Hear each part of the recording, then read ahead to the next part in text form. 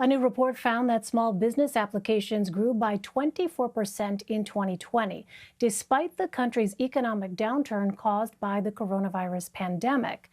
The report was published by the Economic Innovation Group.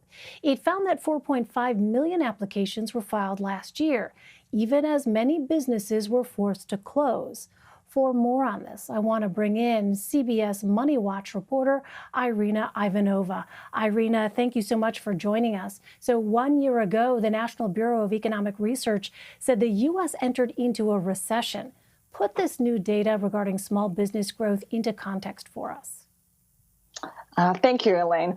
So let me be clear. There's a lot of economic pain right now. There are nearly 10 million fewer Americans who have a job today than did 1 year ago. And if you were to just count how many businesses are open today versus a year ago, that number would be much smaller. But the Economic Innovation Group looked at one very specific data set from the Census Bureau, and that tracks the number of people who apply to start a business. And what they found is that that number last year was nearly 4.5 million, which is a record in the 15 years that these numbers have been tracked. And that's the opposite of what you normally see in a recession. What normally happens is people start fewer businesses because fewer people have money. So this really shows us two things. One is the extremely unequal nature of this particular recession. The EIG told me that the people who tend to start businesses are those people who have more education, people who have more money, who have some savings built up. And we know that high earners have done very well in this recession. They're more likely to have kept their job. If they own a home, the value of that home is way up and the stock market is way up. And those are all important factors in starting a business.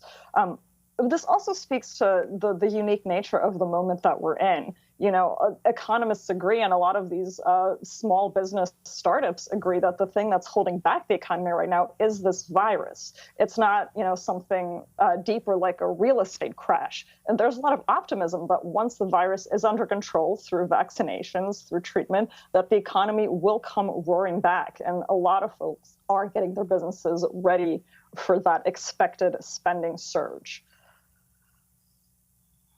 Well, what kind of businesses are seeing growth? So the vast majority of the businesses that started last year are one-person businesses, what the census calls non-employer businesses. So this would be what we typically think of as freelancers. Think of somebody who used to have a corporate job. Maybe they were an event planner, an accountant, an office manager. A lot of those folks have been laid off, and some of them are saying, I want to keep doing this, as a consultant. So that's in the chart that we're seeing, those are the light green numbers. And as you can see, in any given year, most of the businesses that start will be these non-employer businesses, these people going freelance. The really good news, according to the Economic Innovation Group, is that there's also been an increase in businesses that are likely to hire employees. These are businesses in manufacturing or retail stores and even restaurants. Last year, there were 200,000 more applications for these likely employer businesses than the year before. And if those businesses last, they're potentially a very important ingredient to bringing the economy fully out of this recession. So then, Irina, are these new businesses long-lasting? Can we tell at this point?